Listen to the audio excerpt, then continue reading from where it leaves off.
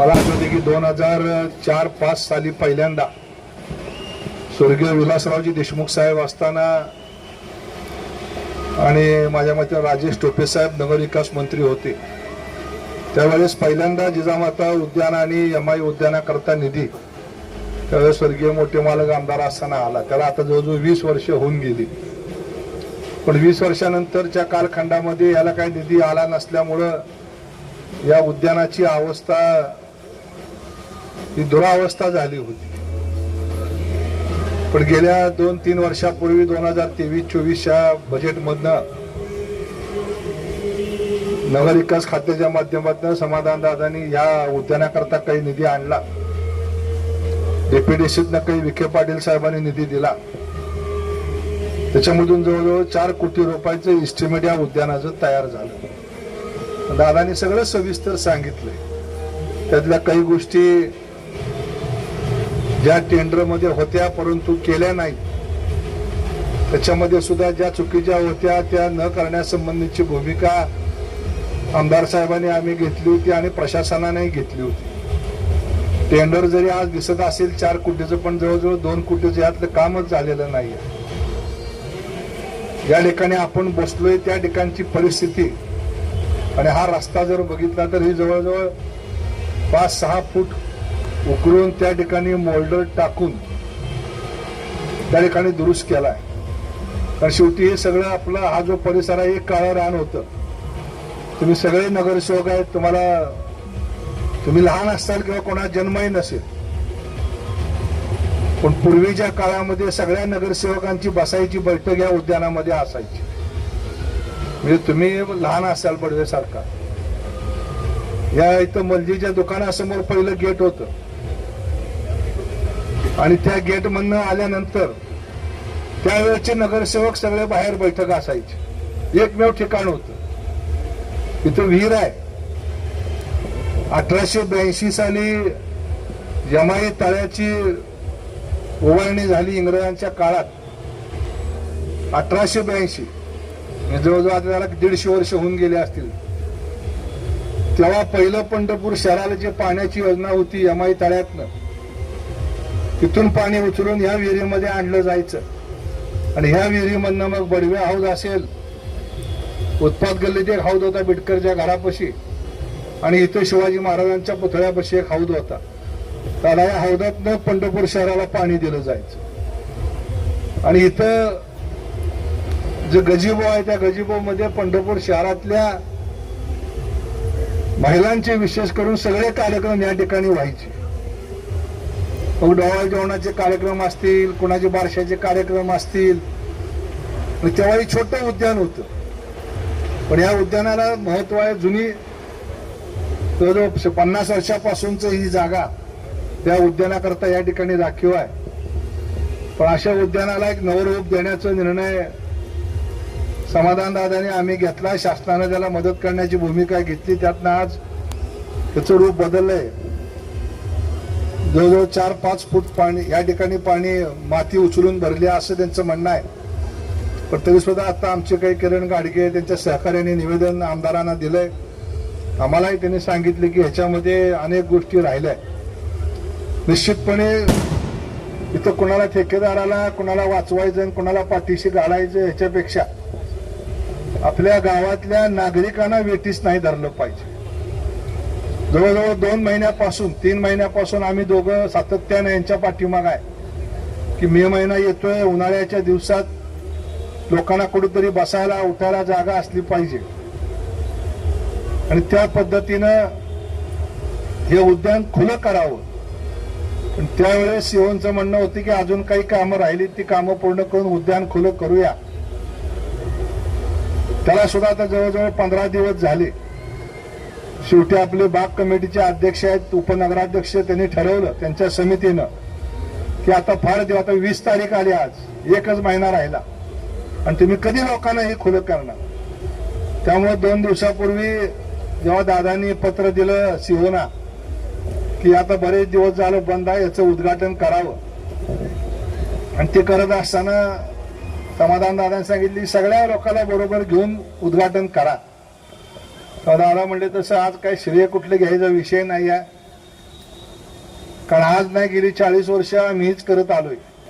त्यामुळे श्रेयापेक्षा आपल्या इथल्या लोकांना हे उद्यान असेल, यमाई उद्यान सुद्धा पूर्वीचं बघितलं तर आम्ही लहान असताना तिथं क्रिकेट खेळायचो. पण विलासरावांच्या मागे लागून पैसे आणून ते उद्यान डेव्हलप केलं होतं. त्याची अवस्था मधल्या काळात वाईट झाली आणि त्यामुळे ही दोन्ही उद्यानं या ठिकाणी झाली पाहिजेत. आता सुद्धा राज्य सरकारच्या माध्यमातून एक नवीन उद्यान नमो उद्यान योजनेअंतर्गत निधी पंढरपूर शहराकरता आलेला आहे. दादा राज्य सरकारचा आहे, नगरपालिकेचा नाही.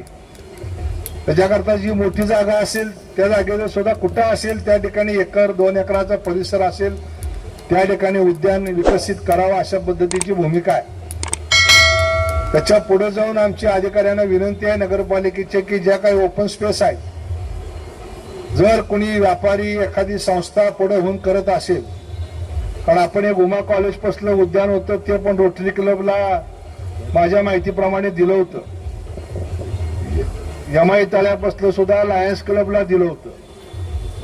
त्यानंतर उमानगरी मधलं एक उद्यान कराड नाक्यापासलं ते एका क्लबला दिलं होतं. कारण सगळंच काही नगरपालिका करू शकत नाही जे आम्हाला जाणीव आहे. त्यामुळे चांगल्या व्यावसायिकांनी जर इथं पुढे आलं, भलं त्यांचं नाव कोणाचं लिहायचं ते लिहू द्या, पण ही विकासाची डेव्हलपमेंटची काम आहेत ती पूर्ण झाली पाहिजेत. या निमित्तानं अनेक उपक्रमाच्या माध्यमातून सरकार पैसे द्यायला तयार आहे. पण दुर्दैवानं कधी कधी मग असं राजकारण व्हायला लागल्यावर आम्हाला वाटतं की आपण पैसे द्यायचे तर काय कशा करता द्यायचे. यात राजकारणाचं होणार असेल उठसूट प्रत्येक गोष्टीत टक्केवारी उठसूट राजकारण आणि ही जर असेल तर मग ही विकासाची कामच होणार नाहीत. त्यामुळे दादानी शब्द वापरला पायात पाय घालापेक्षा हातात हात घालूया.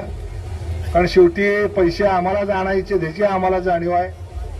आज नगरपालिकेकडे मी समाधान दादाला विनंती करणार आहे की नगरपालिकेकडे जर टेक्निकल स्टाफ कमी असेल तर माझं म्हणणं आहे की तुम्ही शासनाला सांगून ही कामं पीडब्ल्यूडी कडे तरी द्यावीत, जेणेकरून ह्याची गुणवत्ता चांगली राहील.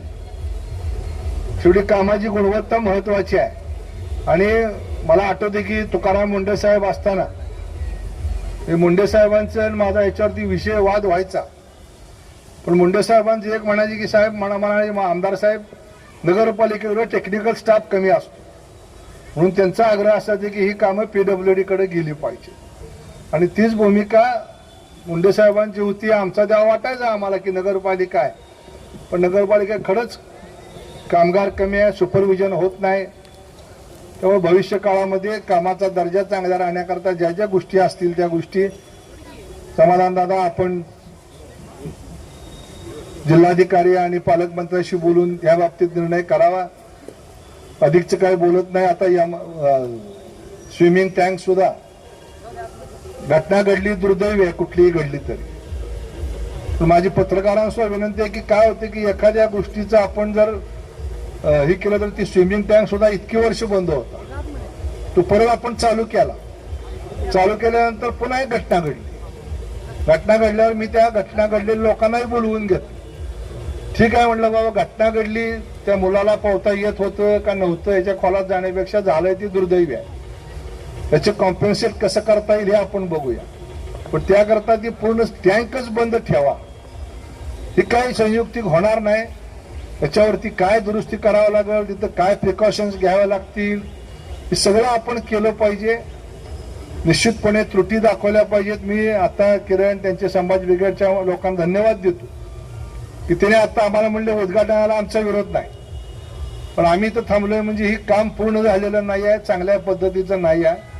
तेव्हा दादाने त्यांना आश्वासन दिलं की मी अधिकाऱ्यालाही सांगतो पुढच्या 2-3 दिवसामध्ये ज्या काही त्रुटी असतील त्या त्रुटीचा अहवाल आमदार साहेब म्हणले मी मागवून घेतो, ठेकेदारालाही बोलवून त्या ठिकाणी सीओना समज देतो आणि जी राहिलेली कामं असतील ती पूर्ण करून अद्ययावत पद्धतीनं चांगलं एक मुलांसाठी महिलांसाठी हे उद्यान या ठिकाणी खुलं झालं पाहिजे हीच या ठिकाणची भूमिका आहे. ते आज आपण निर्णय घेतला.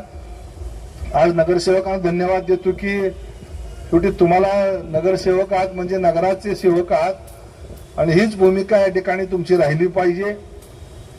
कोणाला काय वाटतं याच्यापेक्षा पंढरपूरला काय गरज आहे त्या दृष्टिकोनातून ही कामं पूर्ण झाली, ती कामं लोकार्पण करणं बरं. उद्घाटन आमची कोणाला नका बोलू, तुमचं तुम्ही फित कापा. आम्ही आज दोघांनी नारळ फोडला नाही. महिला मंडळ सगळं होतं, त्यांना म्हटलं तुम्हीच फित कापा, तुम्हीच नारळ फोडा, तुम्हीच उद्घाटन करा. त्यामुळं भविष्य काळातही जी काय अर्धवट कामं असतील ती पूर्ण करून चांगली उद्यानं या ठिकाणी या शहरात व्हावीत अशा पद्धतीची अपेक्षा व्यक्त करतो.